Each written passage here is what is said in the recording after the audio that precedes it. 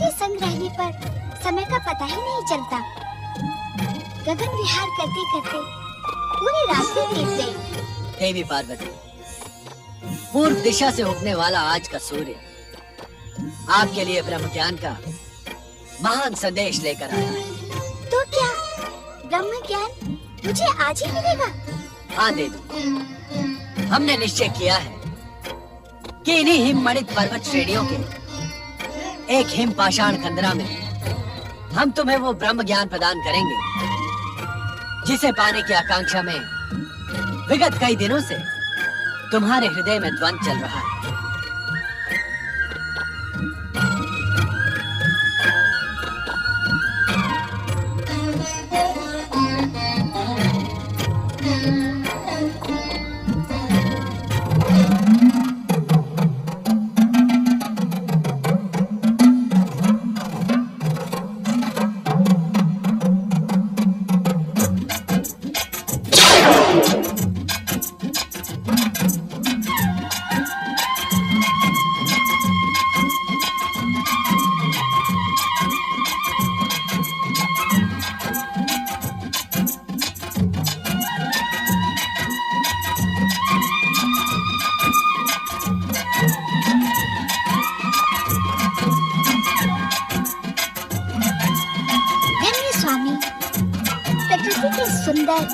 शांत मनोरम स्थान को देखकर मेरी आत्मा प्रसन्न हो गई है।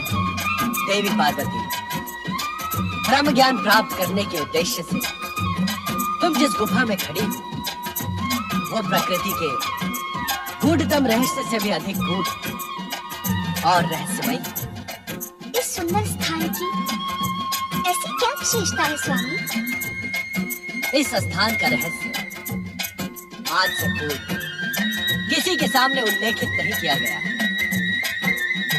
हमारे अतिरिक्त इस समस्त संसार में सर्वप्रथम तुम इस स्थान में उपस्थित होकर यहाँ का रहस्य ज्ञात कर रही हो।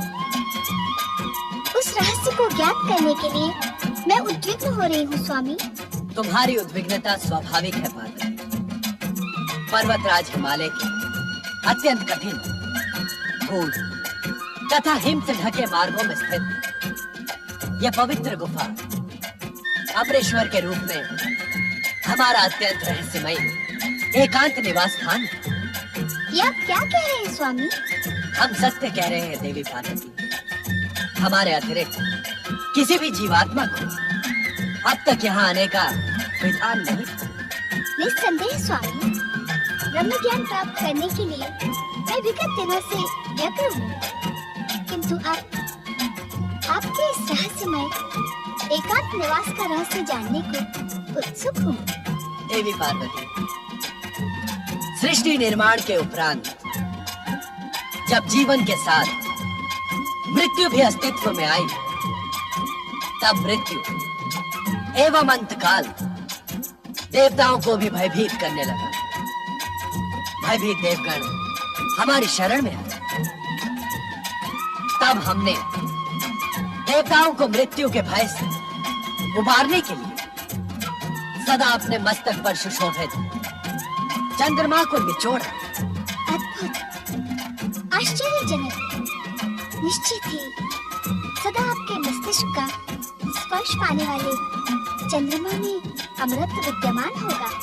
हाँ पार्वती, चंद्रमा को निचोड़ने से अमरत्व का पान करके देवगण अमर हो गए।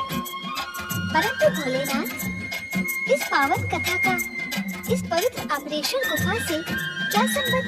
संबंध है देवी पार्वती। उस अमरत्व की कुछ बूंदें पृथ्वी के इसी क्षेत्र में गिरी। उन्हीं से अमरेश्वर की अमर गंगा अथवा अमरावती नदी बह निकली। अर्थात पतित पावनी अमरावती का प्रारंभ इसी स्थान से होता है। हाँ देवी, चंद्रमा को निचोड़ने से गिरी अमरत्व की बूंदों ने इस गुफा में पहुंच सकने वाले व्यक्ति की अमरता सुनिश्चित कर दी। अर्थात इस गुफा तक पहुंचने वाला व्यक्ति अमरता को प्राप्त कर लेगा। निश्चित। यहाँ की वायु, यहाँ के वातावरण में अमरत्व विद्यमान है, जो किसी भी जीवात्मा को जीवन मृत्यु से मुक्ति प्रदान कर अमर बना सकता है। तब तो मानव कल्याण के लिए ये महान स्थान है, क्योंकि मानव सदैव अमरता प्राप्ति का प्रयास करता है।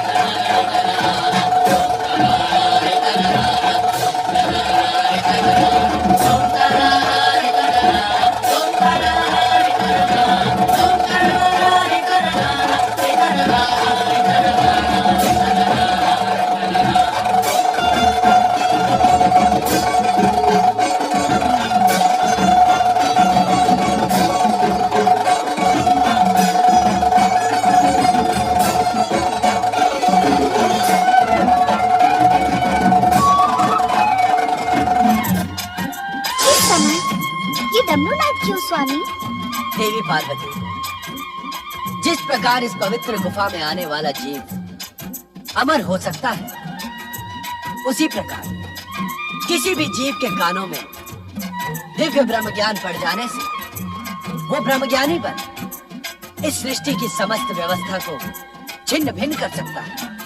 किंतु डमरूनाद से क्या होगा? इस डमरूनाद के भीषण स्वर से इस गुफा के आसपास रहने वाले जीव जंतु दूर भाग जाएंगे। क्या जीवन यहाँ भी है स्वामी? आश्चर्य है कि ये प्रश्न हमसे पर्वत नंदिनी पार्वती पूछ रही है। देवी, जीवित रहने की आकांक्षा जीवात्मा को कहां कहां ले जाती है, यह जानकर आपको अपार आश्चर्य होगा। आश्चर्य तो मुझे इस गुफा को देखकर भी हो रहा है स्वामी। हम इसी आश्चर्यचकित करने वाले स्थान पर आपको ब्रह्म ज्ञान का अमर संदेश प्रदान करें।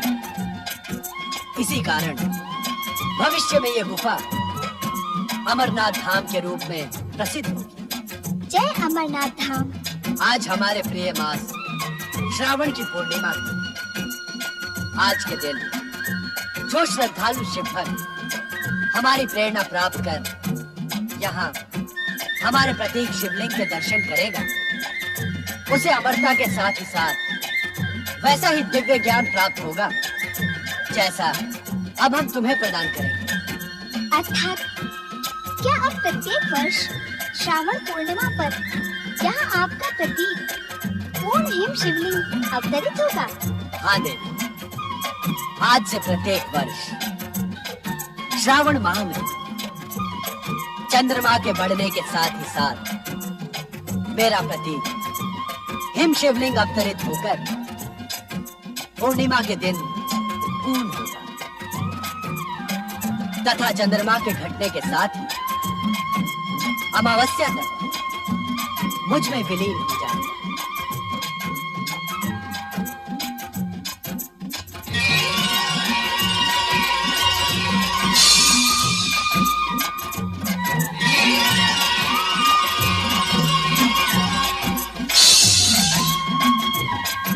देवी, इस आसन पर विराजमान हो जाओ।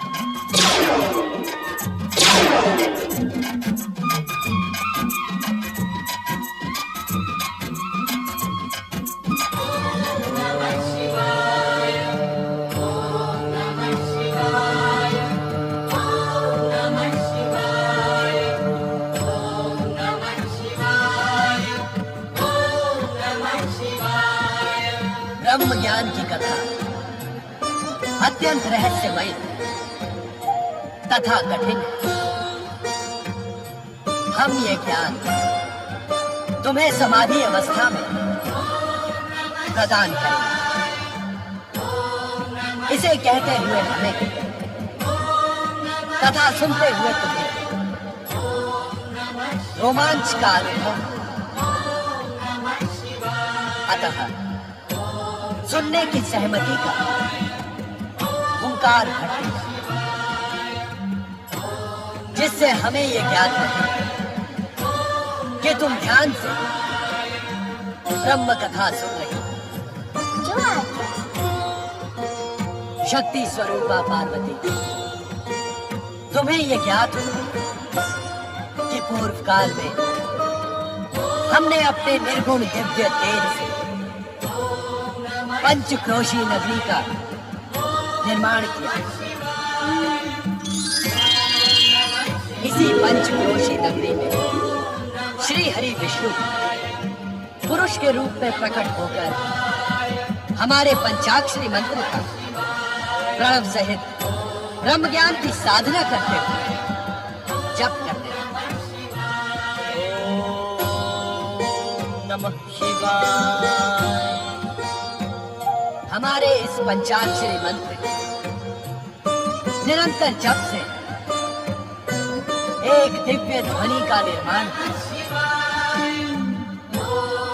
उस दिव्य ध्वनि से आनंद की लहरें उठने लगी। श्री हरि विष्णु का संपूर्ण शरीर इस आनंद लहरी का अनुभव करने लगा।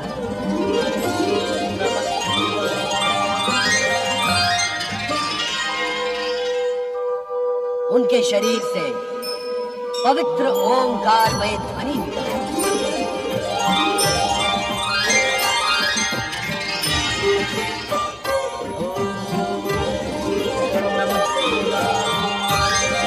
ये ओंकारमय ध्वनि इस बात का संकेत है कि परम पुरुष श्री हरि विष्णु को ब्रह्म ज्ञान का साक्षात्कार होने लगा।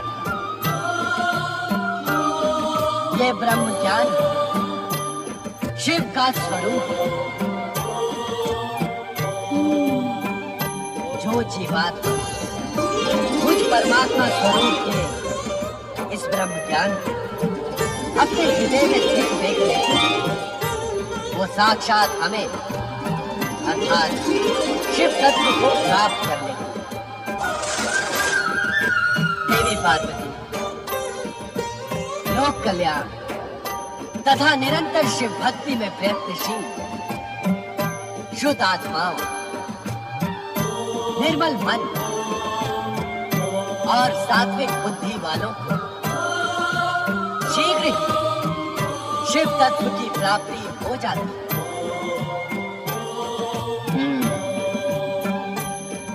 सृष्टि के कण कण में शिव तत्व की अनुभूति,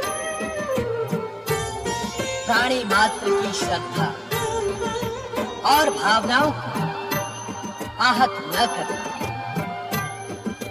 तथा संपूर्ण संसार को शिव की रचना मानने वाली जीवात्माओं शिव ज्ञान की प्राप्ति हो।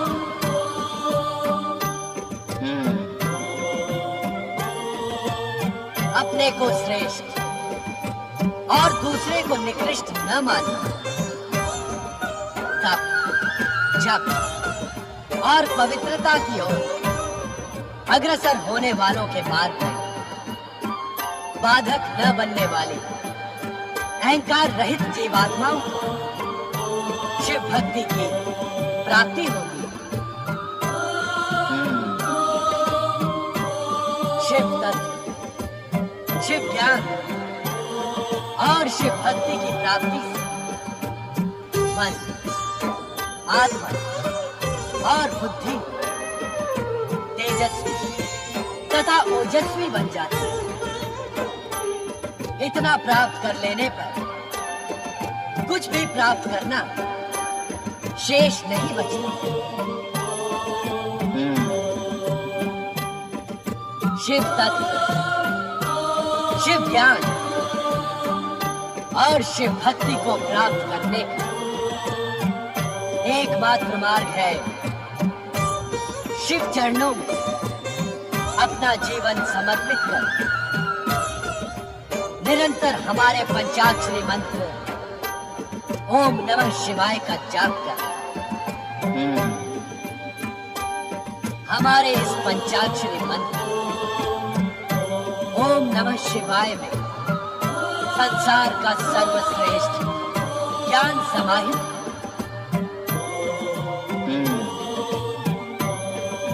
ओम अग्र पूजा को समर्पित त्रिदेवों का प्रतीक आदि स्वर शिव जीवन के कल्याण का स्वरूप तथा उस कल्याण रूपी शिव स्वरूप नमन ब्रह्म रूपी शिव को प्राप्त करने का सर्वोत्तम उपाय है। यही ब्रह्म ज्ञान का सत्य है।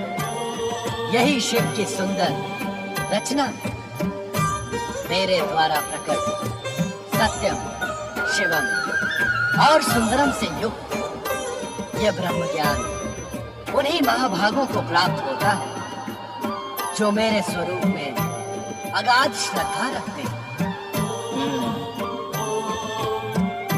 मेरी आज्ञा अनुसार धर्म मार्ग पर चलने वाले प्राणी मेरी ही कृपा से मल एवं माया से मुक्त होकर मेरे परमानंद सच्चिदानंद स्वरूप में लीन हो जाते हैं। स्वयं मेरे द्वारा रचित एवं कहे गए इस दिव्य ज्ञान को प्राप्त ज्ञानी इस ज्ञान के प्रकाश रूपी अग्नि से अपने कर्म में शरीर को क्षण भर में जलाकर मेरी कृपा से कर्म बंधन से छुटकारा पाकर मोक्ष को प्राप्त कर लेते हैं।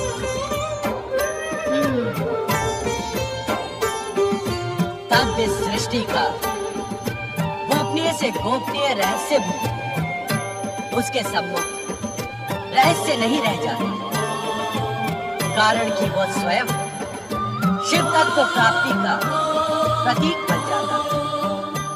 यही है परम दिव्य ब्रह्म ज्ञान,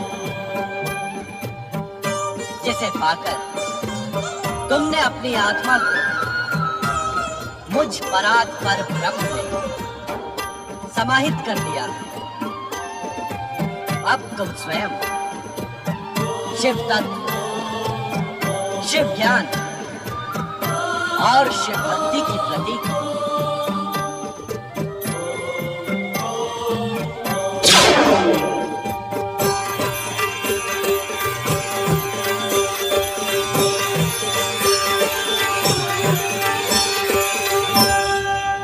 परंतु देवी पार्वती ब्रह्म ज्ञान प्राप्त कर सके इससे पूर्व ही निद्रा मग्न हो जाती है और उनके स्थान पर श्रापित कबूतर रूपी धौम्य ब्रह्म ज्ञानी हो जाता है। कबूतर रूपी धौम्य को ब्रह्म ज्ञान की प्राप्ति हुई, ये भी विधि का ही विधान था। माता पार्वती को सुअसुर मिलने के पश्चात भी ब्रह्म ज्ञान का ज्ञान न होना भी संभवतः शिवलीला का ही अंग था। ये भी अटल सत्य ही है कि इस संसार में जो कुछ भी घटित होता है वो महेश्वर शिव की इच्छा से ही होता है। ब्रह्म ज्ञान का ज्ञान देने के पश्चात कल्याणकारी शिव जब हिम शिवलिंग से बाहर पधारे तो देवी पार्वती को निद्रा मग्न देखकर चकित रह गए।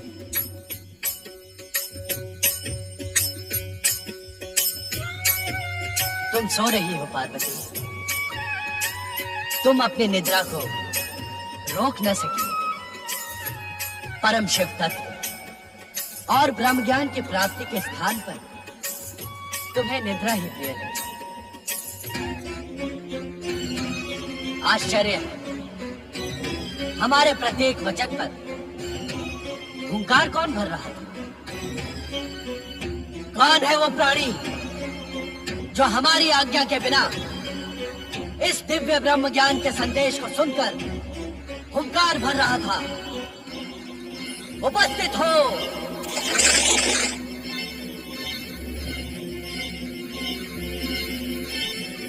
महादेव जी, आपकी आज्ञा के बिना तीनों लोकों में एक कण भी इधर से उधर नहीं होता।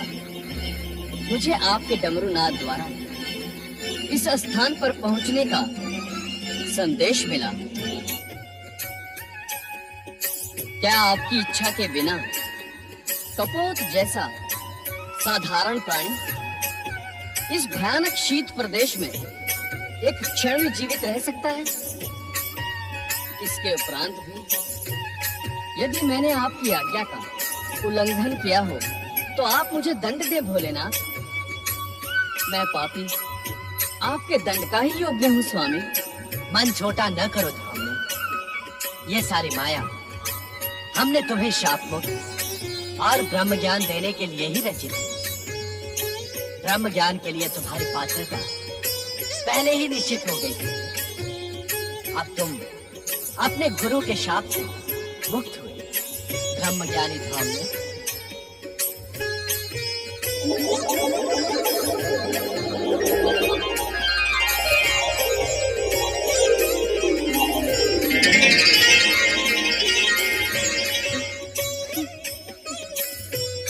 भोलेनाथ, भोलेनाथ, आप कृपा निधान हैं, दया के सागर हैं।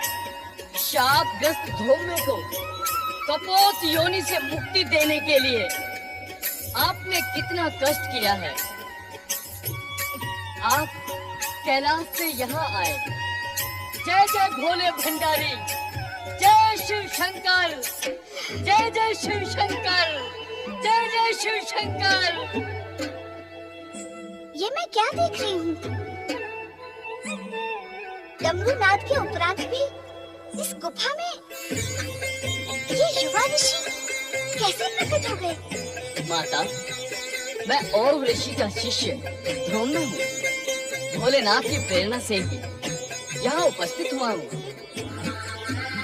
भोलेनाथ की प्रेरणा? हाँ माता, मैं शापग्रस्त ध्रुव कपोत वन आकाश में उड़ रहा था। तभी मुझे भोलेनाथ के डमरूनाथ द्वारा इस स्थान पर पहुंचने का आदेश मिला। माता, आज भोलेनाथ की कृपा से मेरा पुनर्जन्म हुआ है। अन्यथा कपोत योनि से मुझे मुक्ति कौन प्रदान करता? मैं समझ गई स्वामी। इन्हें धौम्य ऋषि को शाप मुक्त कर ब्रह्म ज्ञान का उपहार प्रदान करने के लिए ही आप मुझे इस पवित्र अमरनाथ गुफा में लेकर आए। किंतु मेरा दुर्भाग्य देखिए स्वामी, पाकर भी मैं उस दिव्य ज्ञान से वंचित रह गई। मेरी अभागी निद्रा। पश्चाताप न करो पार्वती। तुम्हारा निद्रा मग्न होना भी हमारी ही लीला का अंग था। ध्रुव, अब तुम अपने गुरु के पास जाकर उनकी उद्विग्नता का शमन करो। हमारी आराधना करते हुए भी वे दुखी हैं। उनका मन अस्थिर है। तुम उन्हें दिव्य ब्रह्म ज्ञान प्रदान करो जो तुम्हें हमसे प्राप्त हुआ है। हाँ ध्रुव, एक शिष्य का अपने गुरु के प्रति यही कर्तव्य भी है। एवं संभवतः आने वाला भविष्य इस बात का साक्षी होगा कि तुमसे अधिक मूल्यवान गुरु दक्षिणा किसी भी शिष्य ने अपने गुरु को प्रदान नहीं की। जो आज्ञा माता। ध्रुव, हम तुम्हारे विनम्र स्वभाव और सदाचार से प्रसन्न होकर तुम्हें दिव्य शक्तियां भी प्रदान करेंगे।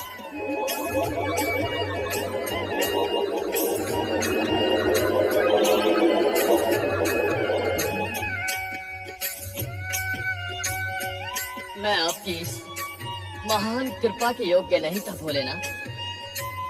भगवान, अब मुझे आज्ञा दें जिससे शीघ्र अतिशीघ्र मैं अपने गुरु को विषाद मुक्त कर सकूं। ओम नमः शिवाय। स्वामी, क्या मैं अब भी ब्रह्म ज्ञान से वंचित रहूंगी? धैर्य रखो देवी। समय आने पर इस प्रश्न का उत्तर तुम्हें अवश्य मिल जाएगा। अपने मन की उद्विग्नता का शमन करो देवी। तुम्हारे मन में जो प्रश्न जन्म ले रहे हैं उनका निसंकोच उल्लेख करो। स्वामी, ये अमरनाथ गुफा आपके ब्रह्म ज्ञान प्रदान करने से ब्रह्म भूमि बन गई है। इसकी शांत तथा आध्यात्मिक वातावरण ने मेरे मन को प्रफुल्लित कर दिया है।